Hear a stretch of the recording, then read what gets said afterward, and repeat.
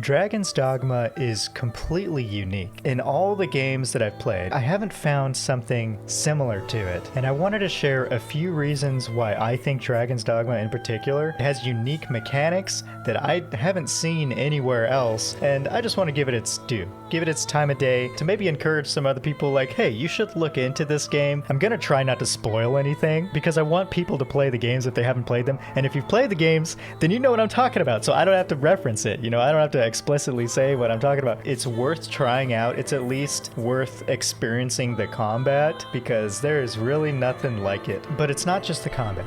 It's the atmosphere, it's the pawn system, it's the gameplay loop, and then the combat on top of that, being able to scale the enemies. It's got like that Shadow of the Colossus-esque kind of thing. In what games can you scale big enemies and defeat them? It's a very rare game mechanic. It's a very physics reliant game. So when you encounter a large enemy, you don't know what's going to happen. You could get thrown off a cliff to your doom and then have to reload from whenever you saved last. One of your pawns could get picked up and thrown at you. You can crawl and climb on like a cyclops. You can push it over and knock it down if you have enough strength, or if you're able to hit its weak spot to tumble it over. And it's very dynamic. It's very dynamic gameplay, and the combat has weight to it. But the combat is not the biggest thing that grabbed me the first time I played the game. Back in 2012, I remember me and my best friend were living together in an apartment, and we had a PlayStation 3 that we shared together.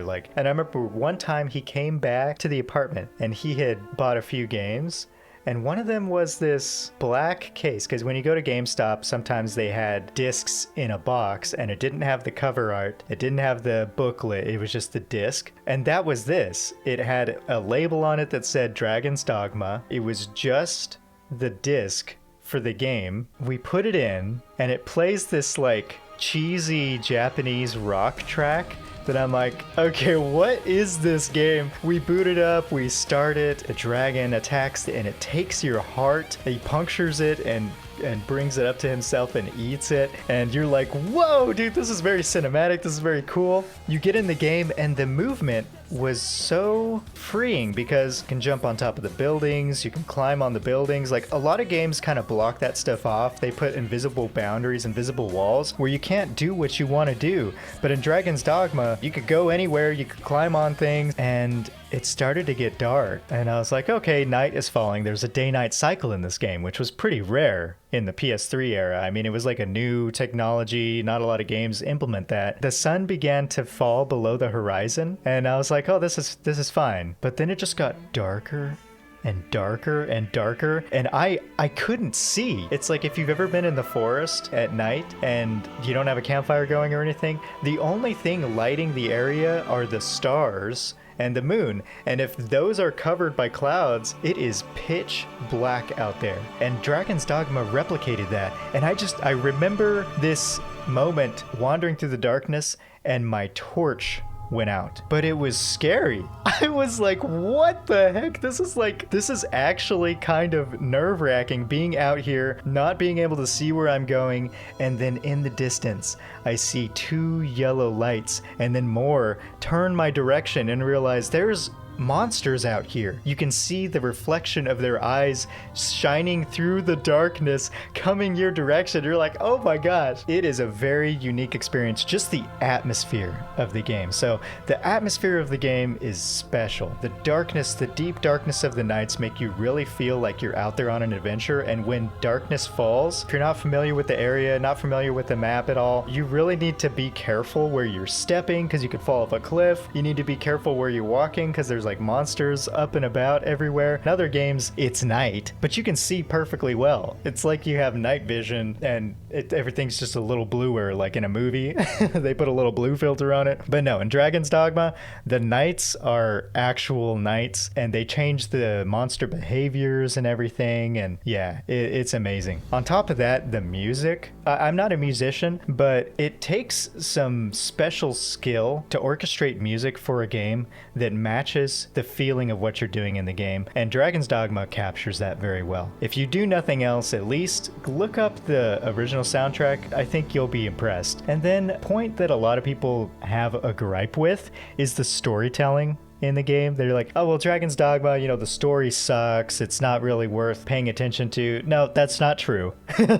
That's not true. The implementation might be a little like simplistic and cheesy, but the actual underlying story of the Arisen and the cycle and how that plays out is well worth paying attention to. And all the goofy characters that you encounter and interact with in both games. There are multiple endings to the game, and they're equally weighty, and a lot of games don't let you do that. They don't let you make decisions that have a finality to them, and a lot of quests in Dragon's Dogma are missable, or you can fail them very easily. There are some choices in the games, and they do make a difference. So the story's not bad. I mean, it's a very interesting story, but the most unique part of the game, of course, it's the pawn system. In the game, you get to create what's called a pawn, basically a servant of the Arisen. The Arisen is like this legendary figure whose goal in the cycle is to defeat the dragon. We'll leave it at that. But the universe, let's say, gives them helpers, these little spirits wrapped in human bodies whose will is beholden to the Arisen. You create your own pawn, give them a class, you give them an appearance, and you can hire up to 2 more, so you can have a party of 4. As you're completing quests, discovering new things in the world, the pawns will comment on what you're doing. Like if you're near a waterfall and you're like, you know, looking for materials and stuff, they say little things, they have little lines where they're like, oh, take care not to get soaked in water. And everything is in this late Middle English verbiage, so it sounds very high fantasy, and it's extremely memorable because they have like these comedic lines, and they each have their own personalities as well. They have personality types, so you can hire a party of different pawns and they'll comment on different things and play off of each other, and some of them will be more straightforward and sassy, and others will be like simple and kind-hearted. And as you're playing the game, you get accustomed to having these pawns with you. It creates a fondness for your party members, but one of the complications of the pawn system is that your pawn levels with you, the one that you created, but the ones that you hire, they're created by other players. There's thousands, tens of thousands of pawns out there that people have created, and they're all saved on the server. So when you go to hire a pawn, you can pick one that someone else has made, and they get hired to your party. The only thing is they don't level with you, so inevitably there comes a time when you have to let go of them. You go out into the world, you do all these missions and quests, you come back to town because you're low on health, you're low on resources, like your health depletes over time as you take damage. The health bar actually shrinks if it's not recovered quickly, so eventually it gets very small and you have to go back to town to rest. When you go back to town, it creates this gameplay loop where you have to pick a new party, and on top of that, a unique element of the game is that you can change your class whenever you want. They're called vocations, and you can change them at will. You're like, I don't like this, you know, I'm gonna change from archer to the warrior class, or to the mystic spearhand, or to the magic archer, or whatever. And you can do that whenever you want to. But what I like to do, my favorite part of it, and it really replicates this feeling of playing a tabletop role-playing game, is I go out and I adventure with my party. And then once our resources are low, or once I'm over leveled, then I come back to town, I drop off my inventory, I'll change my vocation, and then I'll change my party makeup. So then when we leave town and we set out, it's like a completely new adventure. I have fresh faces, I have different personalities that I can look forward to interacting with, and the party dynamic feels different. It is entirely unique. I don't know any other game where I can do that. In games like the Elder Scrolls series, you can quote-unquote change your vocation because the class system is completely open-ended in the later games where you level up skills as you use them. So if I want to change from like a mage to a spell sword or something, I can do that very easily, but the gameplay still feels very similar. But in Dragon's Dogma, every time you set out with a new party, every time you set out to adventure with a new vocation, it feels like you're playing a different game. It's incredible. incredible. And then of course, like, there's a lot of goofy things. There are these things called fairy stones in the game that you can use to fast travel. To use it, you equip it and then you choose the location that you're going to. It plays this cutscene where your character like gets the fairy stone, throws it into the air, and then this magical light envelops you and teleports you to the destination. If you try to use it inside, it doesn't work. And the funny thing is, it still lets you try.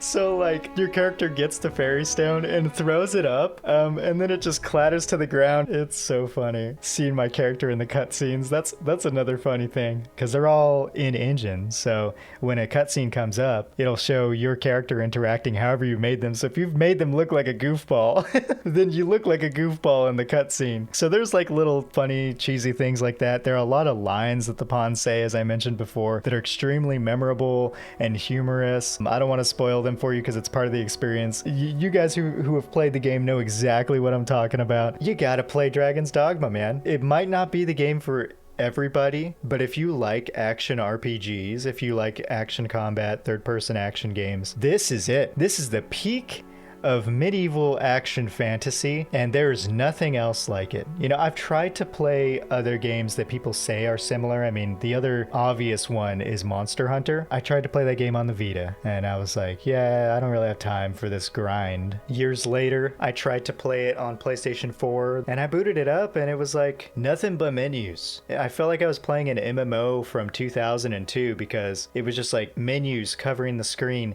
endless tutorial text tooltips and stuff. I played for an hour. The whole time I was playing was just like reading how these things work. I'm like, this is not fun. And if this is the game, if the game is just like menus and I can't hide the UI and stuff, or like the UI is too important to hide, no thanks. You know, I guess this is just not the game for me. Plus, I don't have friends. I don't have friends who play the game, so that's another big contributing factor. Dragon's Dogma is a single player game that uses the pawn mechanic to give the impression of a multiplayer game. I love the game. It is completely unique in its gameplay loop. The feeling of adventure that it gives you when you set out, the feeling of dread when night falls and your lantern goes out and you don't have any oil with you, even the feeling you have oil with you, but you're out in the middle of nowhere, far from a city, you don't have any fairy stones, and you have to very carefully make the trek back to a city or to the nearest campfire. The thing about the game is, especially in early game, any encounter could end in your doom. But yeah, there are so many unique things about the game. I'm sure there are things that you love that I didn't mention here. It's fantastic. It is fantastic. I can't wait for the Dragon's Dogma 2 DLC. I really hope that gives the game a second life because it deserves it. I guess that's all I gotta say. Be kind to one another, go play a good game like Dragon's Dogma or Dragon's Dogma 2, and delight in the joy of adventure. I'll see you next time.